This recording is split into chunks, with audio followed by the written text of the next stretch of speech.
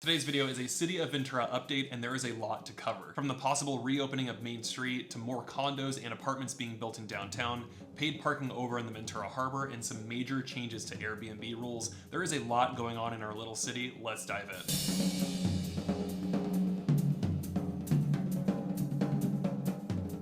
Are we saying goodbye to Main Street moves? Main Street in downtown Ventura, which was closed back in 2020 to make room for alfresco dining and pedestrian life, might be reopening to car traffic. Yes, the city made a major pivot and is currently weighing reopening Main between the Mission and Fir Street. Supporters of reopening say that businesses are suffering, deliveries are impossible, and emergency vehicles don't have appropriate access. On the flip side, fans of Main Street moves say that downtown has become more vibrant, fun, and walkable. The city is considering several options, including just reopening it entirely, or maybe keeping some parts closed and some parts open, because what's more Ventura than trying to please everybody at once? Council is set to make a final decision on Tuesday, September 16th, so make sure you stay tuned. Speaking of city planning headaches, let's talk about CEQA. The California Environmental Quality Act, better known as CEQA, was passed in the 1970s to protect our local environment. It's also been used like a NIMBY superweapon to block everything from solar farms to bike lanes and yes, tons of new housing. But now, change is in the air. Two new laws were just passed by the California legislature, and the result is that urban infill projects under 85 feet tall are now exempt from CEQA review. What are urban infill housing projects? Here are a few examples. Some of these projects are already in construction. You may have even driven past a few of them if you've spent any time in downtown recently. Future projects just like these will be able to move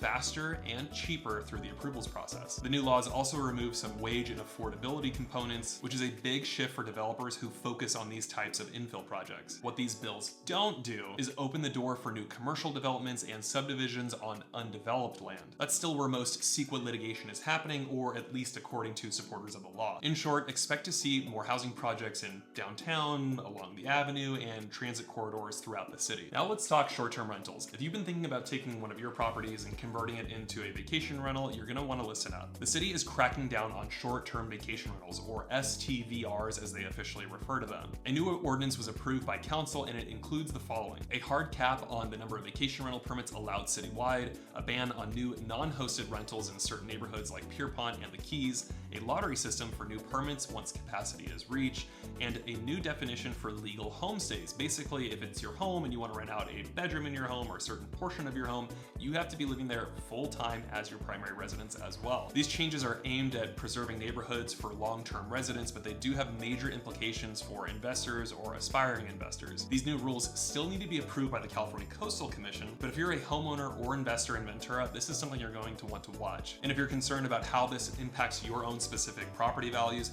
you know where to find me. All right, let's end with something that everybody loves to hate, and that is paid parking. Ventura Harbor has officially rolled out paid parking, and here is the breakdown. It's Fridays through Sundays and all major holidays. The first 4 hours are $1 an hour, or you can just purchase an all-day pass for $10. The Dolphin Lot and Spinnaker Drive still are free, or at least for now. Don't forget to snap a photo of your license plate once you get out of your car, because the paid parking little kiosk machine will ask you for your license plate. That's how it tracks cars that have paid or not paid. And no, I don't make the rules, I just help you avoid the parking ticket. Supporters of paid parking say that this will help fund some improvements down at the Ventura Harbor. Others just want to be able to grab their fish and chips at Andrea's without having to calculate meter math. Either way, it's here to stay. Ventura has a lot going on this year. If you want to stay in the loop on city projects, the local real estate market, and everything happening in this beautiful little coastal gem that we're lucky enough to call home, make sure to like and subscribe. And if you're buying or selling or just curious about how these changes impact your specific property values, I'd love to help. Shoot me a message or book a call. Thanks for watching, and I'll see you on the next video.